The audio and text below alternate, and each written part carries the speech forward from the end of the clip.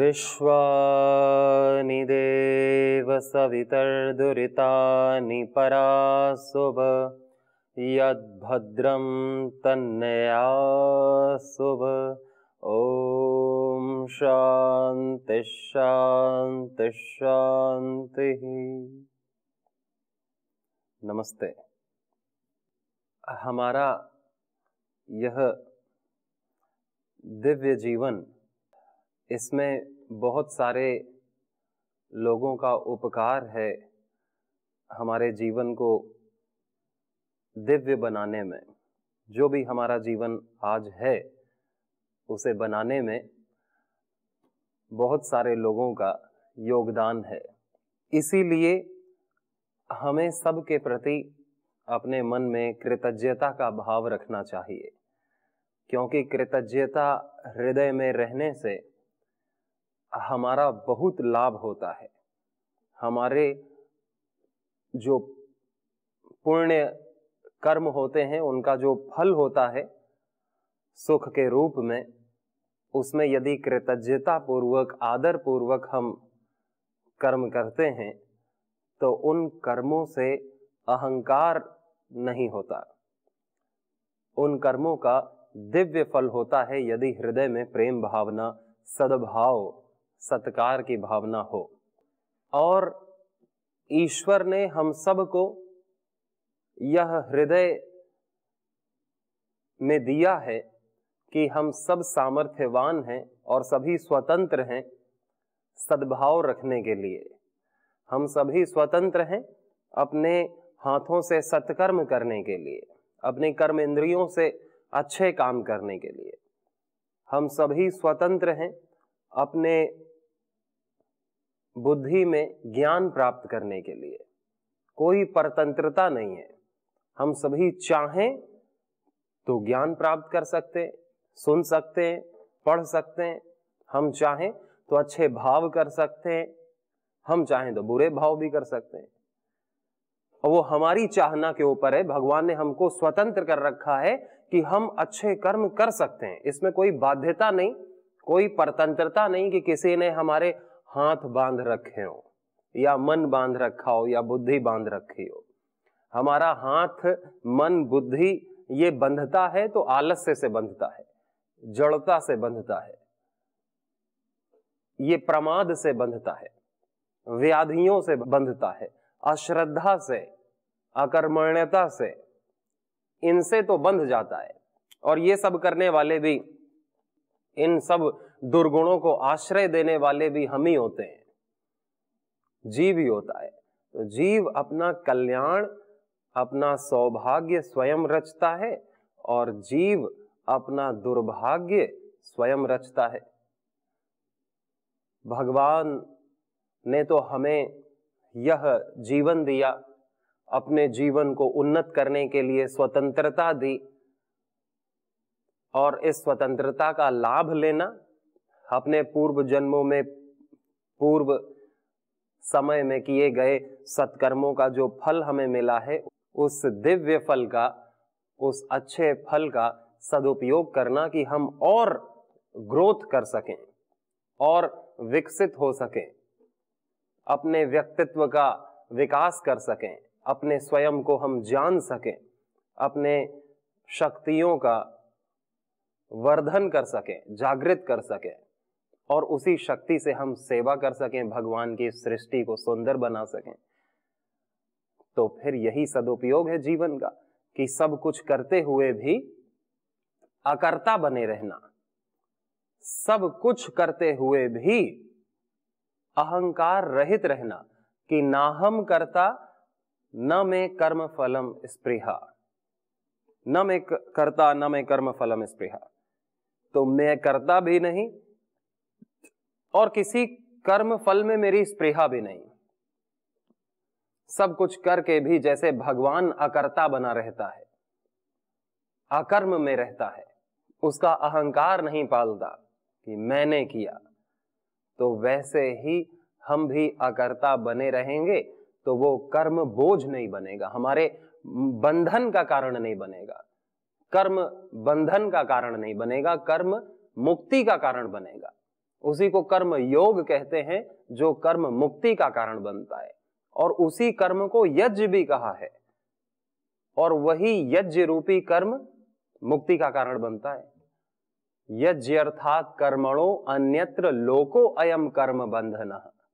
यज्ञ अर्थात कर्मणो, यानी जो यज्ञ के लिए, यज्ञ के प्रयोजन से जो कर्म किए जाते हैं, यज्ञ यानी परहित के, निष्काम प्रयोजन से, परहित के प्रयोजन से जो कर्म किए जाते हैं, शास्त्र विहित कर्तव्य कर्म, सहज कर्म, प्राकृत कर्म जो किए जाते हैं, वो सब यज्ञ रूपी कर्म कहलाते हैं, और वो कर्म हमारे बंधन का कारण नहीं बनते। इसके अलावा जितने भी हम कर्म अपने अहंकार की पुष्टि के लिए, अपने सुख के लिए करते हैं, वो सभी बंधन का कारण बनते हैं, या किसी कामना से प्रेरित होकर के करते हैं, तो वो फिर हमारे बंधन का कारण बनते हैं, और फिर वही बंधन हमें सुख में, दुख में, राग में, द्वेष में, मोह में, जड़ता में आबद्ध कर लेता है, और वही बंधन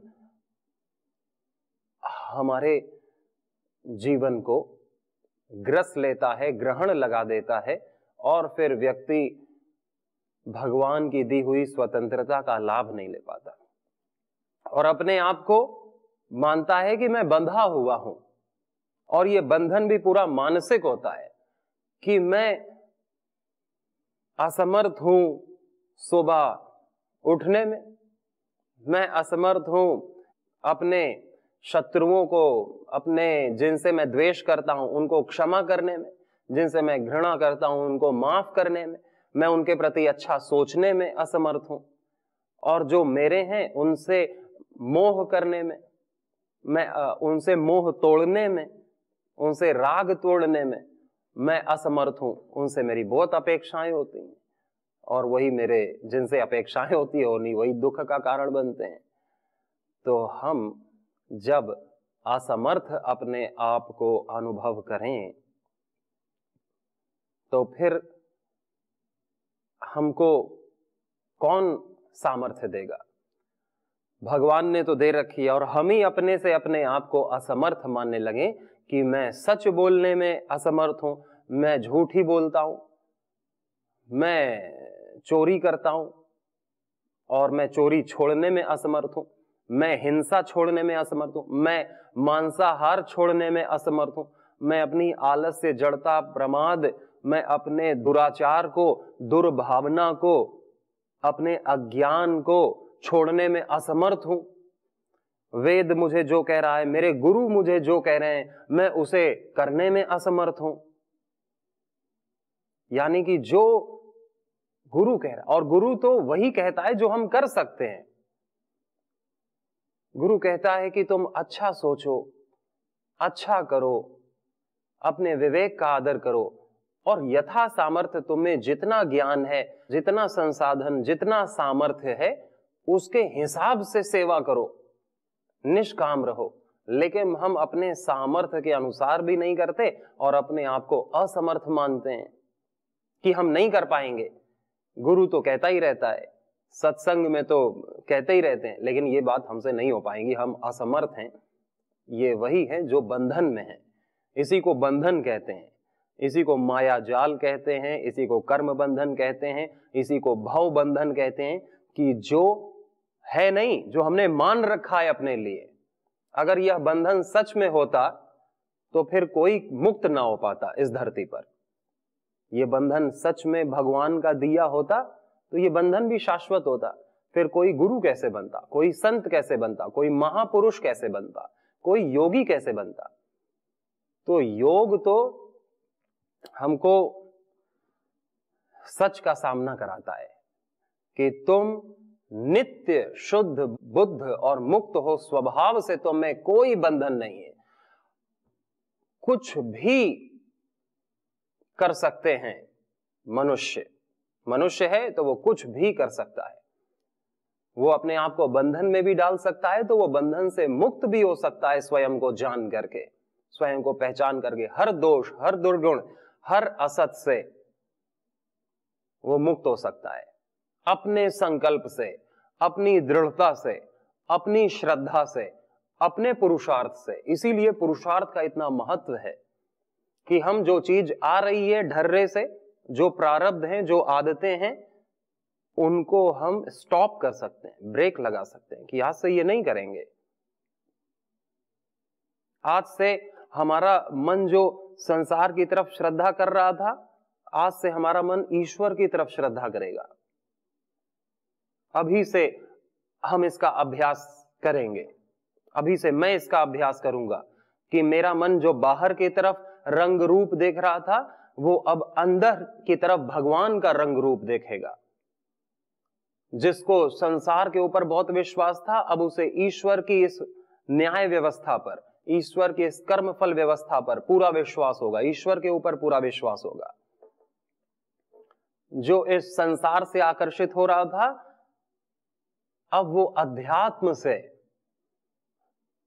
अब वो भगवान से, भगवान के भक्तों से, भगवान भगवत्ता से आकर्षित होगा। बस अपने आकर्षण का रुख चेंज करना है। आकर्षण तो होगा ही, आकर्षण तो होना ही चाहिए, आकर्षण तो स्वाभाविक है। जो भी सुंदर है उसमें आकर्षण तो होगा ही। ये थोड़ी सुंदर चीज में आकर्षण नहीं करना, अप्राकृतिक चीज है। प्राकृतिक चीज क्या है? जो भी सुंदर है हम उसकी तरफ आकर्षित होते हैं। लेकिन जब तक हमने सबसे सुंदर चीज नहीं जानी है, तब तक हम छोटी मोटी चीजों पर आकर्षित होते हैं। इसीलिए रसवर्जम रसोऽप्यस्य परम दृष्ट्वा निवर्तते। जो उस परम को जान लेता है, उस परमात्मा के रस को, उस परमात्मा की सुंदरता को जो देख लेता है, जो श्रद्धा पूर्वक उसको पर विश्वास कर लेता है, उसकी सुंदरता को जो देख लेता है, फिर वो बाकी छोटी चीजों में आकर्षित नहीं होता। यानी कि जिसने कोई बहुत सुंदर रूप देख लिया हो, तो उसके नीचे वाले रूपों में वो क्यों आकर्षित होगा? जिसने परम सुंदरता को देख लिया हो, फिर वो साधारण रूपों में आकर्षित नहीं होता। और परमात्मा की सुंदरता तो हृदय से देखी जाती है, इस हृदय से अनुभव की जाती है। और जो सुंदरता हम हृदय से उसे अनुभव कर लेते हैं, भगवान की सुंदरता को, तो फिर हम बाकी लौकिक चीजों में आकर्षित नहीं होते। नहीं तो जो अपने भगवान पर आकर्षित नहीं हुआ, फिर वो संसार में आकर्षित होगा ही। आकर्षण तो सहज होगा ही कहीं ना कहीं, और वो आकर्षण व्यक्ति को माया जाल में फंसा देता है, बर्बाद कर देता है, भूल भुलैया में घुमाता रहता है 84 लाख योनियों में। भगवान ने तो पूरी सृष्टि सुंदर बनाई ही है। इस वायु में भी उसी की सुंदरता है, देखने की नजर चाहिए। और सुंदरता तो कहते हैं कि beauty lies in the eyes of beholder. सुंदरता देखने वाले की आंखों में। हाँ, अब किसी को कोई सुंदर लगता है, किसी को नहीं लगता है। जैसे माँ को अपना बेटा तो बहुत सुंदर लगता है, दूसरे का उतना नहीं लगता, भले ही वो कैसा भी हो। कुम्हार को अपना घड़ा तो बहुत सुंदर लगता है, दूसरे का लगता नहीं। हमें कोई सुंदर लगता है, कोई नहीं लगता है। तो सुंदरता तो क्या सबके लिए अलग अलग होती है क्या? सुंदरता तो सबके लिए एक होती है। वो सुंदरता नहीं जिसको मैं सुंदर मानता हूं और कोई ना मानता हो, पूरी दुनिया ना मानती हो, तो वो उसको कौन सुंदर प्रूव करेगा? क्या भीड़ उसको सुंदर प्रूव करेगी कि इसको 1 लाख लोग सुंदर मानते हैं और 20,000 लोग सुंदर नहीं मानते हैं, तो ये सुंदर है? या 10,000 लोग इसको सुंदर नहीं मानते और 1,000 लोग इसे सुंदर मानते हैं, तो ये सुंदर नहीं है? कोई भीड़ तो पैमाना नहीं है, कोई व्यक्ति पैमाना नहीं है। सुंदर तो सुंदर है। जैसे ये सूर्य सुंदर है, आकाश सुंदर है, ये किसी को बदसूरत थोड़ी लगता है। भले ही कितना चमकता हो, भले ही तारे बेतरतीब किसी सीक्वेंस में ना लगे हो लाइन से, व्यक्ति अगर तारे लगाता तो लाइन से लगाता, एक ऐसे लगाता, एक ऐसी लाइन, एक ऐसी लाइन, इसमें भी 1000 तारे, दूसरी रो में 1000 तारे, तीसरी रो में 1000 तारे, ऐसे लाइन से लगाता। लाइटिंग लाइन से, जैसे लड़ियां लगती हैं ना दिवाली में, बल्ब लगते हैं, लड़ियां लगती हैं, वैसे तारे लगाता। भगवान के तारे देखो, एक इधर एक इधर, किसी में कोई डिस्टेंस ना पहचान पाए, और वो भी घूमते रहते हैं। किसी की लोकेशन कहीं बदलती है, कहीं बदलती है, लेकिन वो सुंदर लगता है। जंगल में पेड़ कहीं भी उगते हैं, वो सुंदर लगते हैं। जंगल में लोग इसीलिए जाते हैं, सुख शांति के लिए, प्रकृति की गोद में जाते हैं। समुद्र की लहरें सुंदर लगती है, कोई ऊपर कोई नीचे, सब सुंदर है। भगवान और भगवान की सृष्टि और भगवान के भक्त जो भी उस परम दिव्यता से, परम आत्मा से, भगवान से जुड़ा है, वो सब सुंदर हो जाता है। उसकी आंखें सुंदर हो जाती हैं, उसका हृदय सुंदर हो जाता है। और हृदय सुंदर है तो सुंदर हृदय, सुंदर आंखें, ये सब कुछ सुंदर देखेंगी। जिसने सुंदरता अपनी आंखों में ओढ़ रखी है, बिछा रखी है अपने हृदय में, उसके लिए सारी सृष्टि सुंदर, उसके लिए कोई कुरूप नहीं।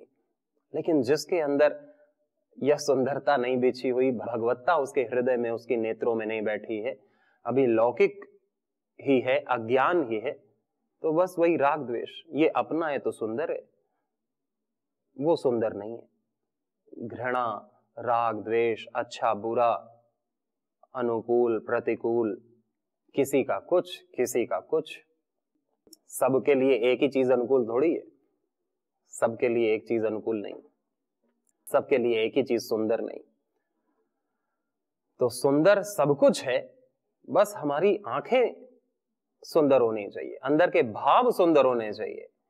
नहीं, जिसके अंदर के भाव ही दुखी हैं, डिप्रेशन में, उसको दुनिया में कहीं भी बैठा दो, वो रोएगा, वो द्वेष करेगा, गलत सोचेगा, बड़बड़ाएगा, पागल हो जाएगा, और फिर वो दूसरों को दोष देगा कि ये व्यक्ति ऐसा, इसने ये किया। लेकिन जिसके अंदर की शत्रुता मिट गई है, उसके लिए कोई शत्रु नहीं, वो अजात शत्रु हो जाता है। वो विश्वामित्र उसी को कहते हैं, जिसका ये पूरा विश्व ही मित्र हो गया हो, जिसके अंदर की शत्रुता खत्म हो गई हो, जिसके अंदर का घृणा खत्म हो गई हो, जो जान लिया है कि इस सृष्टि में ईश्वर के अलावा और कुछ नहीं, ईश्वर ये सृष्टि में है और ये सृष्टि ही ईश्वर में है। यस्मिन् सर्वाणि भूतानि आत्मैवा भूत विजानतः तत्र को मोहः कः शोकः एकत्वम् अनुपश्यते। कोई मोह नहीं, कोई शोक नहीं, वहां पर जहां पर सभी ईश्वर में है और ईश्वर सभी में है, ये भाव है, ये धारणा है। सभी में ईश्वर की धारणा है कि सभी उसी तत्व से बने हैं, सभी में वही आत्मा है, वही चेतना है, वही मुक्ति की आकांक्षा है, वही आनंद है जो मुझ में है, जो ऋषियों में है। कोई भेद नहीं, बस किसी ने उसे जान लिया है और कोई उससे अभी अनजान है और कोई जानने की राह पर है। जो राह पर चल गया है वो जान भी जाएगा, जो राह पर नहीं चला है वो कुछ दिन अभी और अज्ञान में रहेगा, अनजान रहेगा उस सर्व सुख से, सर्व सुंदरता से, सर्वानंद से।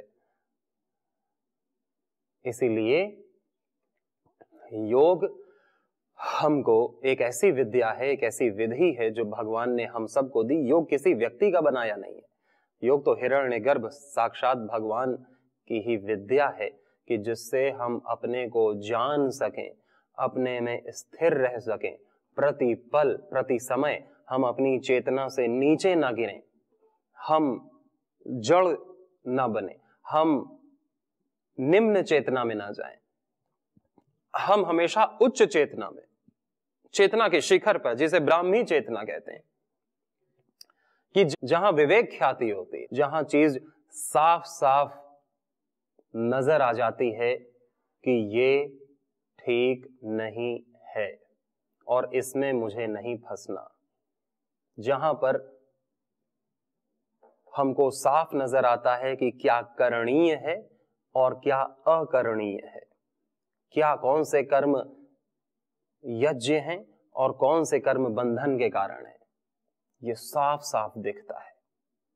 और जब साफ साफ नहीं दिखेगा, जब आंखों में भोग का चश्मा होगा, जब हमें केवल चीजें भोग रूपी दिखाई देंगी, कोई व्यक्ति भी भोग के लिए दिखाई देगा, कोई वस्तु भी, कोई परिस्थिति, कुछ भी भोग ही दिखाई देगा हमें, तो फिर हम उसे भोगने का प्रयास करेंगे। भले ही हमने किसी से सुना हो, कहीं पढ़ा हो कि हमें अपने चरित्र को नहीं गिराना, हमें अपने धर्म का, अपने कर्तव्य का पालन करना है, किसी को भोग नहीं समझना, योग में रहना है, अपनी हानि नहीं करना, अपने वीर का स्खलन नहीं करना, भोगों में नहीं पड़ना, संयम रखना है, दुराचार दुर्भावना की भावना नहीं रखनी। लेकिन ये कौन कर पाता है? ये सब के लिए असंभव काम बना हुआ है, नहीं सभी कर लेते। भगवान बुद्ध का एक विचार सभी ने पढ़ा ही होगा कि कहते हैं कि मैं उस व्यक्ति को उतना शक्तिशाली नहीं मानता हूं जो 100 हाथियों को वश में करने की शक्ति जिसके पास है। इतना बल, इतना सामर्थ्य, इतना बल जो 100 हाथियों को वश में कर ले, इतना बलवान मैं उसे नहीं मानता हूं। जितना बलवान मैं उसे मानता हूं जो अपने मन को वश में कर ले, उसे मैं सबसे बलवान मानता हूं, क्योंकि मन ही है जो हमारे दुख का कारण है, बंधन का कारण है, हमारे मरण का कारण है और हमारे इस भवसागर में भटकने का कारण है। मन, सारी बुराई कहां आके ठहरती है? हाथ पैर में थोड़ी आके ठहरेगी, हाथ पैर में नहीं, मन में आके ठहरती है। और फिर मन गंदा तो सब गंदा, और मन चंगा तो कठौती में गंगा। फिर तो पवित्रता ही पवित्रता है। तो सारी साधना मन को करनी होती है। अपने मन में सद्भाव रखने के लिए, सद्विचार रखने के लिए, मन को सुंदर बनाने के लिए हमें सारी साधना करनी पड़ती है। और यदि मन में हम गलत विचार लाएंगे किसी के प्रति, किसी के भोग का विचार लाएंगे या किसी के दुश्मनी का, शत्रुता का, ईर्ष्या का, राग द्वेष का, अपने सुख भोग का, अपने पराये का, ऐसे विचार लाएंगे, अज्ञान के विचार लाएंगे, तो मन अज्ञानी रहेगा। फिर हम चाहे दान कर लें, चाहे कहीं परिक्रमा लगा लें किसी पहाड़ की, या हम गुरु बना लें, या गुरु को अपने घर में रख लें, या हम खुद गुरु के यहां चले जाएं, वेद पढ़ लें, शास्त्र पढ़ लें, लेकिन जब तक हमारे मन में दिव्यता नहीं आएगी, यही सब रहेगा, संसारिक भाव ही रहेंगे। हमारा मन जब तक असत को नहीं छोड़ेगा, अमन नहीं रहेगा, शांत नहीं रहेगा, तो स्वाभाविक पवित्रता नहीं आ पाएगी। और तब तक जस का तस ही रहेगा। जैसा हम जन्मे थे और जैसे हमारे में संस्कार थे पूर्व जन्मों में, वैसे इस जन्म में भी रहेंगे, और भी हम इकट्ठे कर लेंगे, और फिर हम कूच तो करेंगे ही अगले जन्म में सब। तो यह निवेदन है स्वयं का, स्वयं से भी और सब से भी, कि यह जो साधना है मन के द्वारा ही की जाती है और मन के लिए ही की जाती है। साधना मन के द्वारा और मन के लिए, कि मन अपने को निर्दोष बनाएगा तो सभी कर्म निर्दोष हो जाएंगे, सभी कर्म निर्दोष हो जाएंगे। और यदि मन अपने को निर्दोष नहीं बनाएगा, दोषी मानेगा, दोषी है तो दोषी मानेगा ही, तो सारे कर्म दोषी हो जाएंगे।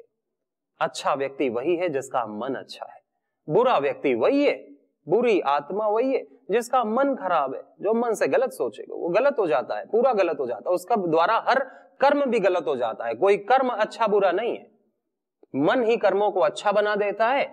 अगर सद्भाव से किया जाए, निष्कामता से किया जाए, ईश्वर के प्रति श्रद्धा रख के किया जाए, उदार होकर स्वाधीन होकर किया जाए, किसी कामना के सुख के वशीभूत होके नहीं, तो वो कर्म अच्छे हो जाते हैं। और अगर मन खराब है, अपने सुख के लिए पागल है, या अपना पराया है अभी, या मन में दुर्भावना है, किसी भी कोने में राग द्वेष है, तो कोई भी कर्म हम कर लें तो वो बुराई हो जाता है, बुराई की उसमें मोहर लग जाती है, छाप पड़ जाती है। तो भगवान हमें चाहता है कि हम योगी बने, इस जगत के लिए उपयोगी बने, और हम सब अपना हृदय मन पवित्र करें कि हम इस मन को सुंदर बना लेंगे तो सारा जगत सुंदर लगेगा और फिर जीवन में आनंद आएगा। लेकिन उसके लिए हमारा मन कहाँ लगना चाहिए? जो परम सुंदरता है, यानी भगवान, मन भगवान में लगना चाहिए। इसी का अभ्यास हमें करना है। अभ्यास वैराग्याभ्याम तन्निरोधः। सभी को बहुत सारी शुभकामनाएं। नमस्ते।